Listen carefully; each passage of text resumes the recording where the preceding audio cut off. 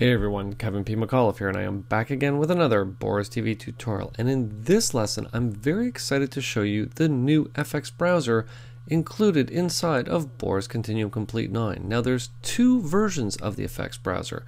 There's the standalone version of the FX browser, which is designed to show you all of the presets inside of the entire Boris Continuum Complete 9 library of effects.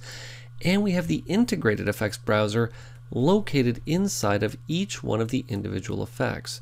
Now what I want to do is I want to get right into Media Composer here, and what I want to do is I want to show you first the integrated browser, and then I'll show you the standalone version. Okay, so as you can see, I have things set up in my timeline, and what I'm going to do is I'm going to use the BCC film process effect to show you the integrated effects browser. So let's take the film process effect. I'm simply going to take it, drag and drop it onto my shot.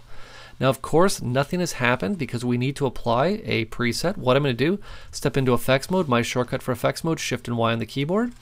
Now, what we're going to do, you'll see up at the top, we now have a new button called, appropriately enough, Show FX Browser. What I'm going to do is simply click on it, and you'll see that now, by default, it's picked a preset. Now, in most cases, what's going to happen is, depending on what you were doing last, that is the preset that it's going to apply first. Now, if this is your first time applying the FX Browser or going into the FX Browser, it's going to start right up here at the top with a touch of fog. Obviously, A, alphabetical order, that's why it's going to start there. But because I've had this effect open before, using the FX Browser, that's why it always defaults to the last preset that you were using. Okay, now the FX browser is divided up into three main sections. We have the preset window, we have the preview window, and we have the history window. Let's start out by talking about the presets, because obviously that's the meat and potatoes of the FX browser. Now, of course, to see all of the different presets that you have access to, you can simply click on them like such. Now, of course, as we're clicking on these presets, they're being updated down here in the history category. So if a producer says, well, hold on a second, go back, 3 presets, you can actually come right down here and go back 3 presets to say, oh, okay, you were talking about, a touch of fog. That was the first one I was at. So a very handy way if the producer says, no, go back a couple, you can actually do that by simply using the history. You don't need to remember what you were clicking on up here in the preset section. Now for me, not a big fan of clicking through. I actually like to use the keyboard, simply using the left, right, up and down arrow keys to go through all of the different presets. Very nice. Now, depending on the filter that you have applied, let's just say, for example, you had Lens Flare 3D applied, and you wanted to see, without actually going through and clicking on each one of the presets, what these different lens flares look like. I wonder if that's actually possible. Well, believe it or not, it is. Right now, these thumbnails are looking a little bit small, so all I need to do to increase the size of them, very simple. I'm just simply going to, right here, increase the size of the thumbnails, and you'll see now in many cases, I don't even actually need to get in and choose the preset. I can simply just take a look at the thumbnail to get an idea of which one I might want to use. Now, anyone that's familiar with Boris Continuum Complete is going to know that we actually have 2 different types of presets. We have static presets and we have animated presets. Now, how can you tell the difference inside of the effects browser? What I'm actually going to do here is I'm just going to cancel out of the effects browser for 1 second, because if I come back to the standard preset dropdown, you'll see that everything's actually divided up into the 2 categories. The static presets are at the top, and you'll see that we have the division where it says animated, and there are the animated presets down here at the bottom. But how do we do it inside of the FX browser? Well, it's actually very simple. A couple ways that we can do it. You'll see that right now the extension, let's just come back to the very first one, a touch of fog. The extension is .bsp, standing for Boris Static Preset. And of course, you'll see that if I come down here, I now have one called Decolorize, but this one is called BAP, Boris Animated Preset. But you know what? My site's not that good. I really can't tell what this says. I wonder if there's an easier way to figure out what is static and what is animated. Well, there actually is, of course. And what we're going to do is we're going to change the view. Right now, we're obviously looking at thumbnail view. What I'm going to do is I'm going to switch over to look at list view. So I'm just going to switch over to list view. Now, obviously, you'll see now we just get a text description of what everything is. You can see that we have the preset name, the filter name, the category, but most importantly, because we were talking about animated versus static, you'll see that I have the preset type right here, and I can actually sort by animated presets or by static presets. Very, very cool and very, very handy. Okay, now last but certainly not least, what if a producer said to me, let's just say hypothetically I'm in thumbnail view and everything's nice and small, and they say, you know what, Kev, I'd really like a sepia look. Do we happen to have one of those? And I'm like, well, I don't know. I wonder if we have a sepia look. All I'm going to do is I'm going to come up to the search at the top here. I'm going to type in sepia. hit enter and take a look at that. I now have the classic sepia, I have a sepia tint, and I have something called Turn Sepia, which is an animated preset. Now I'm going to get back to this Turn Sepia in just a minute. What I'm going to do is I'm just going to apply the classic sepia, because what we're going to do at this point is we're going to come on over and we're going to talk about the preview window. Now, you know what, before I move on, this window is a little bit too big. I actually think I want to shrink it down. So all I'm going to do is simply grab the bounding box and just shrink everything and adjust it. Now, do you know what? I'm actually going to want to have a few different views here. You know, I kind of like this view here, but then I like the one that was big as well. I wonder if I can actually get in and change the different workspaces that I'm creating here. Well, believe it or not, I can. Once I have a workspace the way that I like it, all I need to do is simply navigate up to Window. I can come down to Workspaces, and then I can come in and basically save as many different workspaces as I want for whatever type of workflow I might need. Okay, so what I'm going to do here is I'm just going to, we'll just make the preview window a lot bigger here just for the purposes of seeing this while I'm recording. And let's talk a little bit about what we have going on down here at the bottom with our controls. So the first control, fairly self-explanatory. I'm just going to jump in, just click sort of anywhere in the shot. The first button, fairly self-explanatory, it's the rewind button. I can simply click on it to jump right back to the beginning of my clip. Now next we have the ability to go frame by frame, of course, just like such. But what I also have the ability to do as well is to use the left and right arrow keys on the keyboard. Very, very cool. Now next, again, fairly self-explanatory, we have the play key. What I'm going to do is I'm simply going to hit it, and what's going to happen, you'll see, is that right now it's playing at about 14 frames per second, which I know that this clip is 24 frames per second, but take a look at what has just happened. When it's actually gone through and previewed into RAM the entire clip, it's now going to play it back for me in real time. And something else interesting is going on here as well. It's not actually previewing the entire clip. It's actually previewing a range that was predetermined when I came into the FX browser. And of course I can adjust that however I want. Now what's important to keep in mind is that when I hit play, it's going to keep playing at full speed until it hits that point where it hasn't previewed those frames. It's going to slow down until it previews them and then go back to playing them in real time again. Very, very cool. Now something else that's important to keep in mind is that I know that this clip is not full resolution. I know the full resolution of this clip is 1920 by 1080 2398 frames per second. But you'll see right down here the dimensions are set to 960 by 540. So what exactly is going on? Well, what's going on here is that if we move past the move ahead one frame key, because we obviously already talked about that, we can obviously click on that or use the forward and backward arrow keys on the keyboard as we come here next to the resolution. Now in this case you'll see half res is looking pretty darn good, so I think I'm going to leave it as half res, but depending on the processing power of your system you might want to set that to be full, quarter, eighth, or 16, like I said, depending on however you need to work. Now next you'll see I can come in and I can actually change what this is being composited over. Now because this is a full frame clip, you'll see that right now I'm compositing this over the background. What I can also do is I can composite this over a checkerboard, or I can composite this over black as well. Now I'm going to get back and talk about this a little bit more in a few minutes. And last but certainly not least, what we also have up here is a great feature from a previous version of Boris Continuum Complete, and of course I'm talking about compare mode. Now you'll see right now compare mode is turned off, but what I can do is I can turn it on to be side by side, or what I can do is use my favorite one, which is split screen, and you even have the ability of adjusting where the split screen is. So let's say I wanted to see the before and after. Now all I have to do is simply hit preview and take a look at this. It's just going to go through again, quickly preview this, and then it's going to play it back for me in real time. Very cool. Okay, so let me just stop that here. Very good.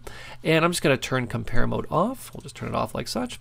And let's talk a little bit about what's going on with the history. Of course, I'm just going to move the window up just a little bit here, just so we could see the history here. Now, again, with the history, much like with the presets, we do have the ability to take a look at them in thumbnail view, and we could even get in, of course, and zoom in on the thumbnail view.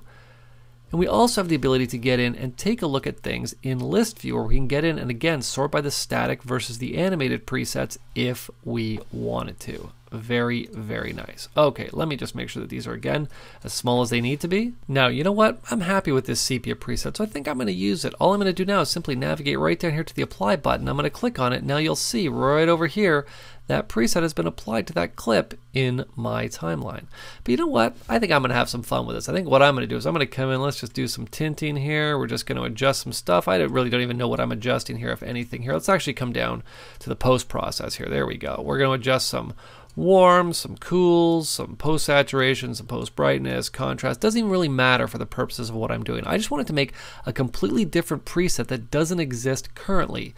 Because what I want to do is I want to save my own. What I'm going to do, navigate right back up to the top here, and let's head to our preset dropdown. All I'm going to do is simply drop that down, and let's save this as, of course, Kevin's crazy preset.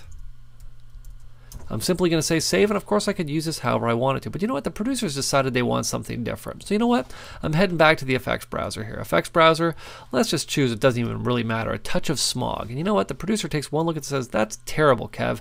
Can you go back and actually use the preset, that unbelievably awesome preset that you created? And I say, you know what? No problem.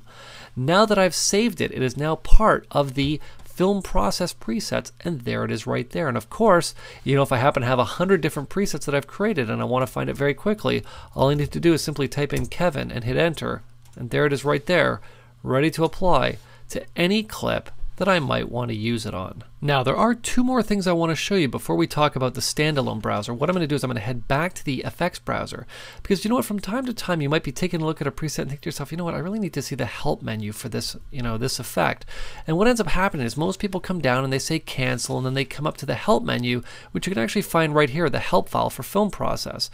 But you know what, you don't need to do that if you're already in the FX browser. All you need to do is inside the FX browser, simply navigate up to help, and you can come right down here and select help for the filter itself, or help for the BCC effects browser right here from within the effects browser itself.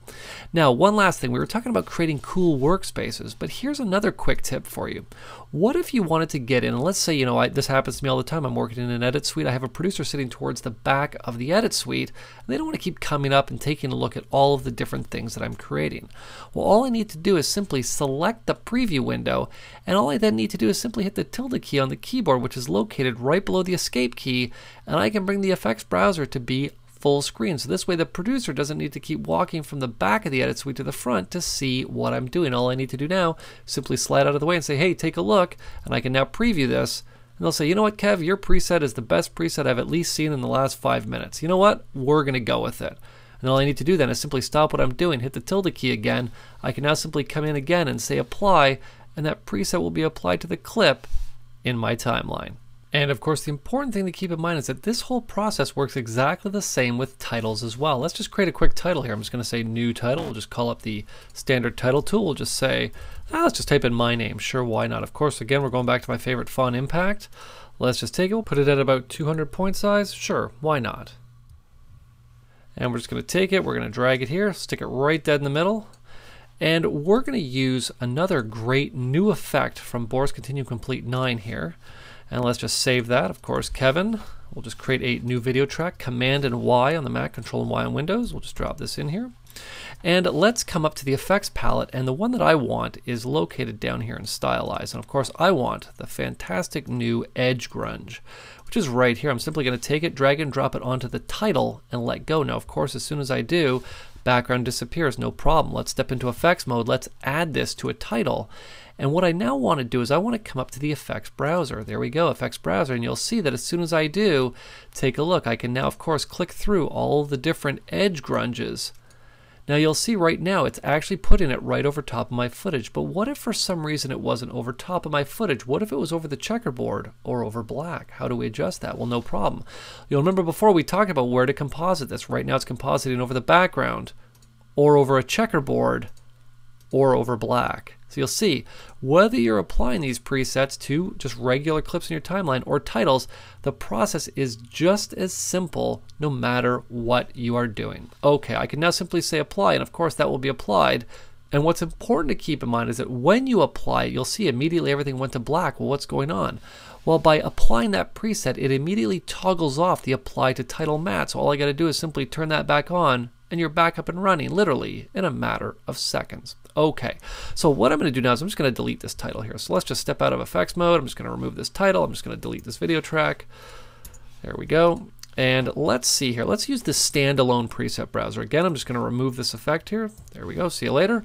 And what we're going to do is navigate right back up to the effects palette. And we're going to come up to the browser section right here. Inside of the browser section, you'll see right here, there is the FX browser. I'm simply going to take it, drag and drop it right down here onto my shot. Let's again step into effects mode. Now what's important to keep in mind is that again, much like before, we can apply this to a title or we can apply it to just a regular clip.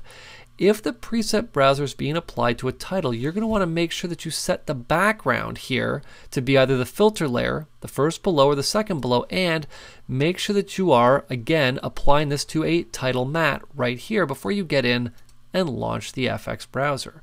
Now, much like before, everything is pretty much exactly the same. The only difference now is that we're taking a look at all of the effects across the entire BCC 9 effects library. So let's just say hypothetically I wanted to get in and take a look at some lens flares. Why not? Everyone loves lens flares. I love them.